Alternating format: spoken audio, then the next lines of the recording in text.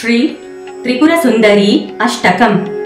कदम्बवनचारिणीं मुनिकदम्ब कादम्बिनीं नितम्बजितभूधरां सुरनितम्बिनी सेवितां नवाम्बुरुहलोचनाम् अभिनवाम्बुदश्यामलां त्रिलोचनकुटुम्बिनीं त्रिपुरसुन्दरीमाश्रये।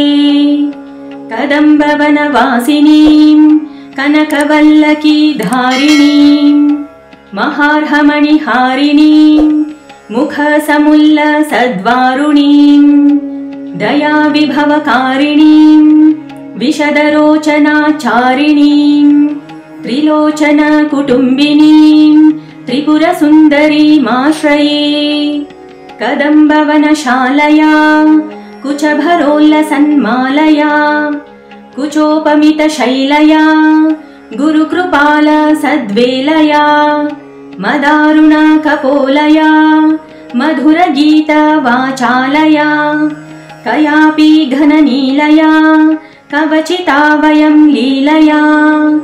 कदम्बवनमध्यगां कनकमण्डलोपस्थितां षडम्बुरुहवासिनीं सततसिद्धसौदामिनीं विडम्बितजपारुचिं विकचचन्द्रचूडामणिं त्रिलोचनकुटुम्बिनीं त्रिपुरसुन्दरीमाश्रये।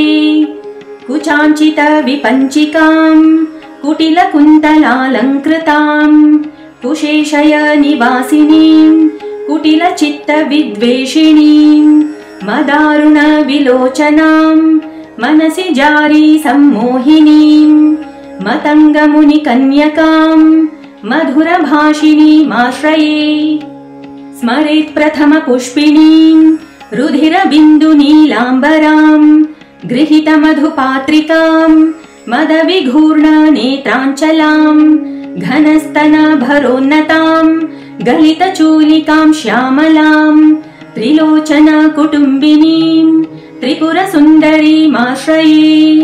सकुङ्कुमविलेपनाम् अलकचुम्बीकस्तूरिकां समन्दहसितेक्षणां सशरचापपाशाङ्कुशाम् अशेषजनमोहिनीं अरुणमाल्यभूषाम्बरां जपाकुसुमभासुरां जपविधौ स्मराम्याम्बिकां पुरन्दरपुरन्ध्रिका चिकुरबन्धसैरन्ध्रिकां पितामहपतिव्रता पटुपटीरचर्चारतां मुकुन्दरमणिमणि लसदलङ्क्रियाकारिणीं भजामि भुवनाम्बिकां सुरवधूटिकाचेटिकाम्।